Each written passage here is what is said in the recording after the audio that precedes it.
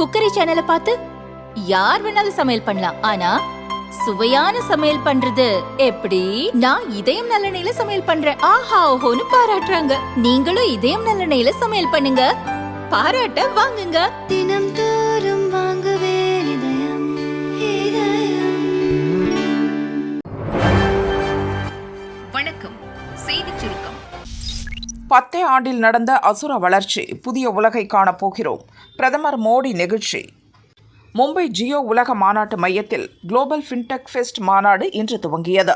இந்திய Payments Council, National Payments Corporation of India மற்றும் Fintech Convergence Council இணைந்து இந்த மாநாட்டை நடத்துகின்றன. இந்தியா மற்றும் பல்வேறு நாடுகளில் இருந்து மூத்த வங்கியாளர்கள், தொழில் நிறுவன தலைவர்கள், கல்வியாளர்கள், கொள்கை வகுப்பாளர்கள் மாநாட்டில் பங்கேற்றுள்ளனர். மாநாட்டை பிரதமர் மோடி துவக்கி வைத்து பேசினார். நிதி தொடர்பான சேவைகளை ஜனநாயகப்படுத்துவதில் ஃபின்டெக் துறை முக்கிய பங்காற்றியுள்ளது. அது கடன் கிடைப்பதை எளிதாக்கியுள்ளது. ஃபின்டெக் உருவாக்கிய புரட்சியானது புதுமைகளுக்கு உந்து சக்தியாக இருக்கிறது. கொரோனா காலத்தில் கூட நாட்டில் வங்கி சேவைகள் பாதிக்கவில்லை. கடந்த 10 ஆண்டுகளில் ஃபின்டெக் துறைகளில் $31 பில்லியன் மேல் முதலீடு செய்யப்பட்டுள்ளது. ஃபின்டெக் தொடர்பான ஸ்டார்ட் அப் நிறுவனங்கள் 500% வளர்ச்சியடைந்துள்ளன. நமது இளைஞர்களின் கண்டுபிடிப்புகள் எதிர்கால வாய்ப்புகளால் ஒரு புதிய உலகத்தையே காண இருக்கிறோம். ஒரு காலத்தில் இந்தியாவுக்கு வரும் வெளிநாட்டவர்கள் நமது கலாச்சார பன்முகத்தன்மையை பார்த்து வியந்தனர். இன்று நமது ஃபின்டெக் துறையின் பன்முகத்தன்மையை பார்த்து வியக்கின்றனர். ஃபின்டெக் துறையின் வெற்றிக்கு UPI டிஜிட்டல் பண பரிவர்த்தனை மிக சிறந்த உதாரணமாக உள்ளது. இதனால் நாடு முழுவதும் 24 மணி நேரமும் வங்கி சேவை தொடர்கிறது. கிராமங்களில் போதிய அளவு வங்கிகள் இல்லை, இன்டர்நெட் வசதி கூட இல்லை.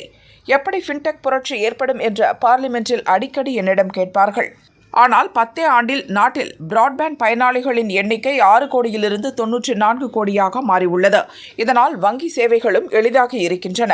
ஃபின்டெக் துறைக்கு உதவ கொள்கை அளவில் தேவையான ஒவ்வொரு மாற்றத்தையும் அரசு செய்கிறது. சமீபத்தில் கூட ஏஞ்சல் வரியை நீக்கினோம். டிஜிட்டல் தொழில்நுட்பம் மூலம் எப்படி வெளிப்படைத்தன்மையை கொண்டு வந்துள்ளோம் என்பதை கவனித்திருப்பீர்கள். இன்று நூற்றுக்கணக்கான அரசு திட்டங்களின் கீழ் நேரடியாக பணப்பயன் டிரான்ஸ்பர் செய்யப்படுகிறது. இதனால் முறைகேடுகள் நீங்கி உள்ளன. ஃபின்டெக் காரணமாக நாட்டில் ஏற்பட்டுள்ள மாற்றம், அதனுடைய சமூக தாக்கமானது கிராமங்களுக்கும் நகரங்களுக்கும் இடையே இருக்கும் இடைவெளியை குறைக்க உதவி செய்துள்ளது எனவும் பிரதமர் மோடி கூறினார். நாங்கள் அவர்களைப் போல் அல்ல, தலைவணங்கி மன்னிப்பு கேட்டுக்கொள்கிறேன். மகாராஷ்டிராவின் பால்கரில் நடைபெற்ற விழாவில் 76,000 கோடி மதிப்பிலான வத்வான் துறைமுகத்துக்கு பிரதமர் மோடி அடிக்கல் நாட்டினார்.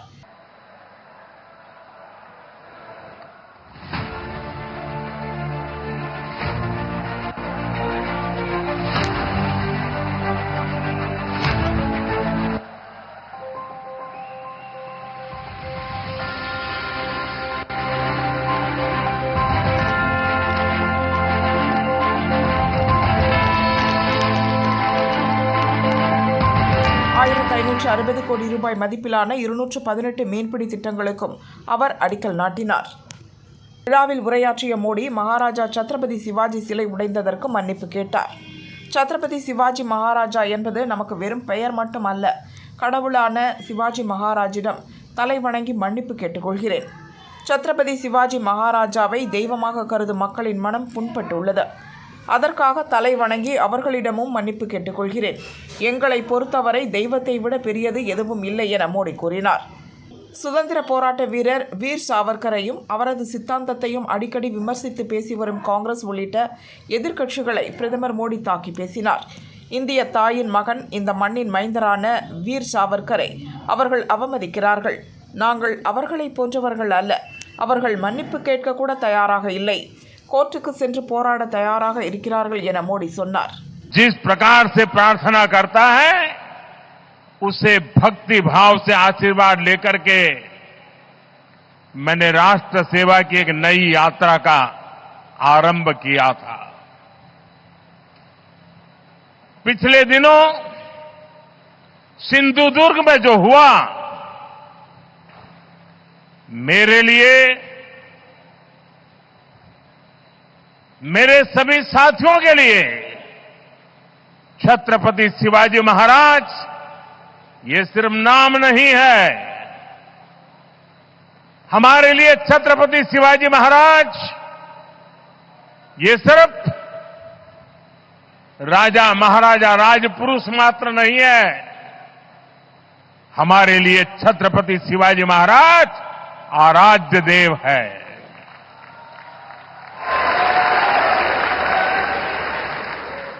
और मैं आज सर झुका करके मेरे आराध्य देव छत्रपति शिवाजी महाराज की उनके चरणों में मस्तक रख के माफी मांगता हूं।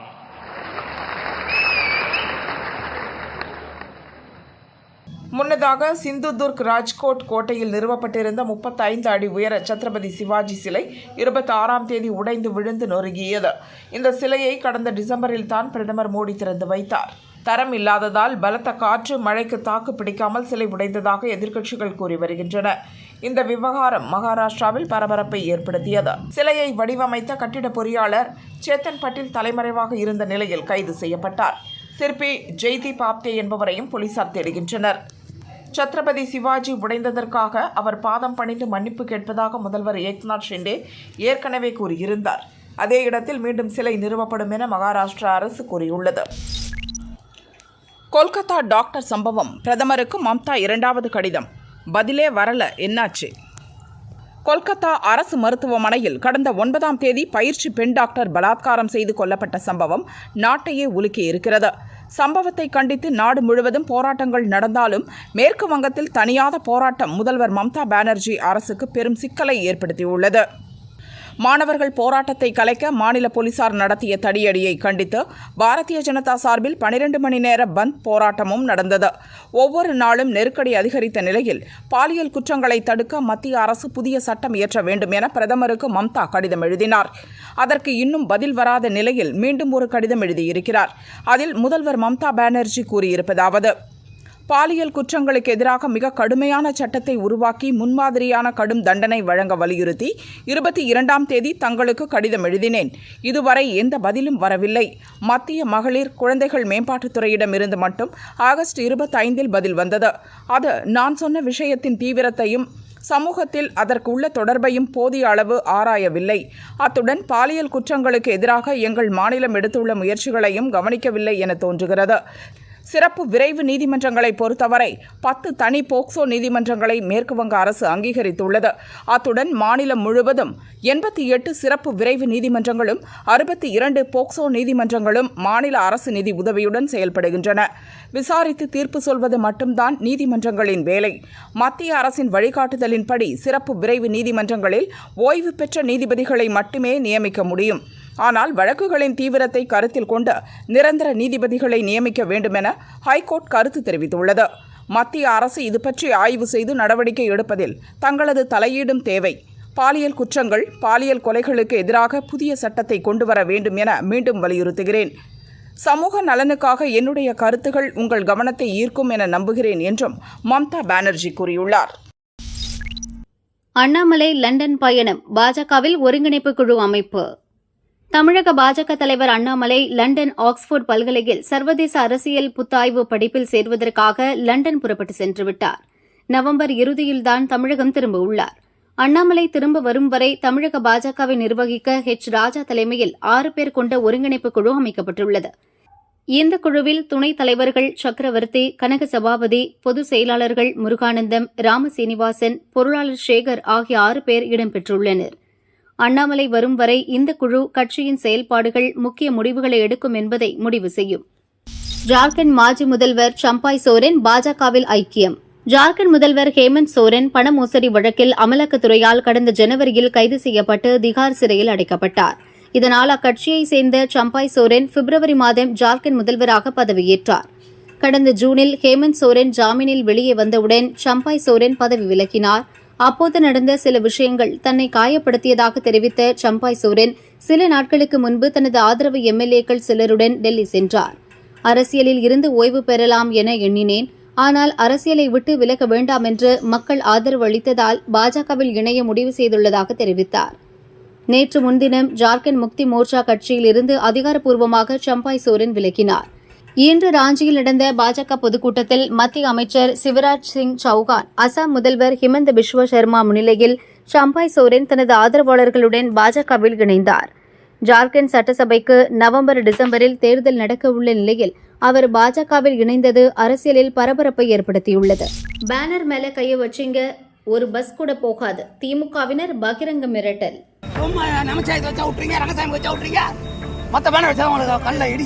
திரும்ப இங்க ஏதாவது பேனர்ல கொடியில கை வச்சுங்க, அதுக்கப்புறம் நீங்க உங்க சிஎம் இருந்தாலும் ஹோம் மினிஸ்டர் வெளியே வரவே முடியாது. இதுக்காக ஒரு பேனர்ல கை வச்சுங்க, பஸ் போக சார் நான் நிறுத்துறேன் ரோட்ல. எல்லா தகவலும் சுத்தி அப்படியே வேலி போட்டுருவேன். ஒரு இடத்த கூட நவர முடியாது. ஒரு வண்டி இதை தாண்டி அண்ணாண்டு வராது. நான் திருக்குனூர்ல அப்படியே நிறுத்துவேன். கண்டமால ரயில்வே கேட்டு ஒரு வண்டி தாண்டாது. புதுச்சேரி எல்லையில் உள்ள மொரட்டாண்டியில் நடந்த திமுக பிரமுகர் இல்ல திருமண விழாவில் அமைச்சர் உதயநிதி பங்கேற்றார். அவரை வரவேற்று கண்டமங்கலம் கிழக்கு மத்திய ஒன்றிய திமுக சார்பில் ஈசிஆரில் அலங்கார பேனர்கள் வைத்தனர். அனுமதி இல்லாமல் வைத்ததாக கூறி புதுச்சேரி பொதுப்பணி அதிகாரிகள் லாஸ்பேட்டை போலீஸ் பாதுகாப்புடன் அவற்றை அகற்றினர். இதனால் ஆத்திரமடைந்த தமிழகம் புதுச்சேரி திமுக நிர்வாகிகள் பொதுப்பணி அதிகாரிகள் போலீசாருடன் வாக்குவாதம் செய்தனர்.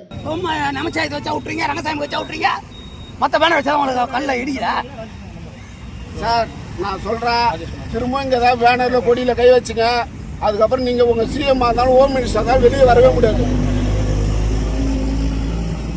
எல்லா தகவலும் சுத்தி அப்படியே வேலி போட்டுருவேன். ஒரு இடத்த கூட நவர முடியாது.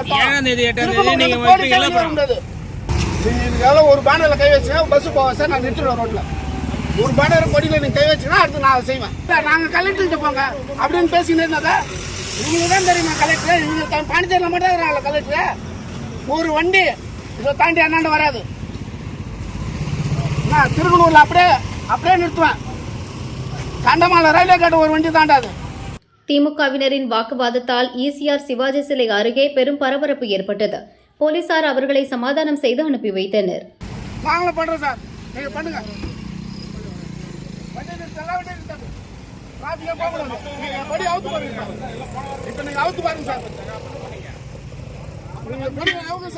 கலெக்டர் தான் சார், கலெக்டர் வர்றேன் சார்.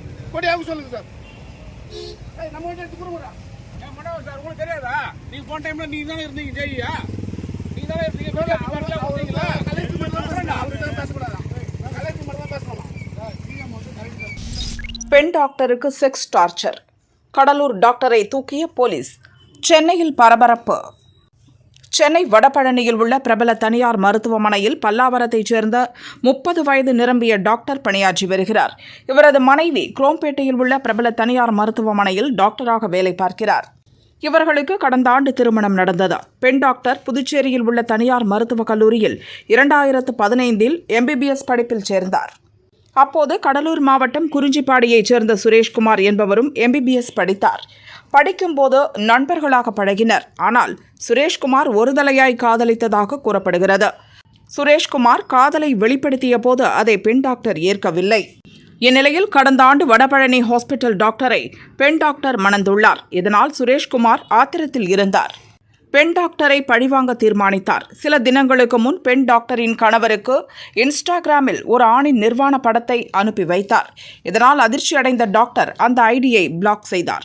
சில நாட்கள் கழித்து கணவரின் வாட்ஸ்அப் நம்பருக்கு சில படங்கள் வந்தன.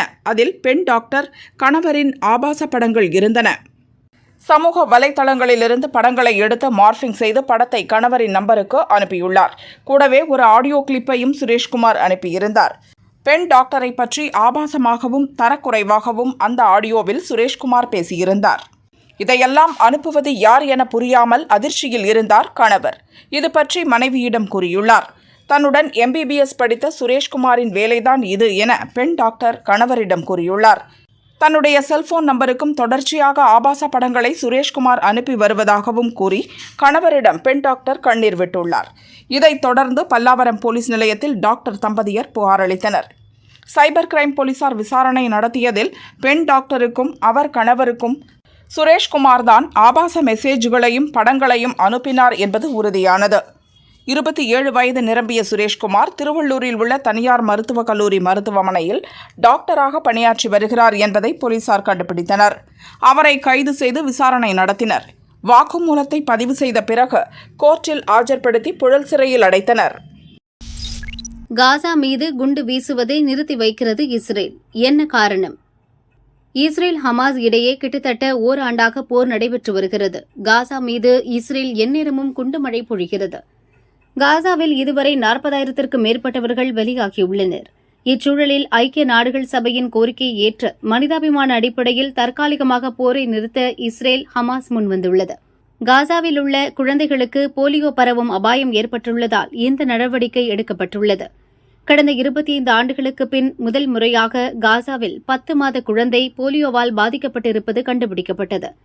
போலியோ வைரஸை கட்டுப்படுத்தாமல் விட்டால் மற்ற குழந்தைகளுக்கும் அது பரவக்கூடும். 5 வயதுக்கு கீழ் உள்ள குழந்தைகளை அதிகம் தாக்கும். எனவே அங்குள்ள குழந்தைகளுக்கு போலியோ சொட்டு மருந்து கொடுப்பதற்காக போரை நிறுத்த ஐநா கேட்டுக் கொண்டது. காசாவில் உள்ள 6.5 லட்சம் குழந்தைகளுக்கு போலியோ மருந்து வழங்க வேண்டியிருக்கிறது.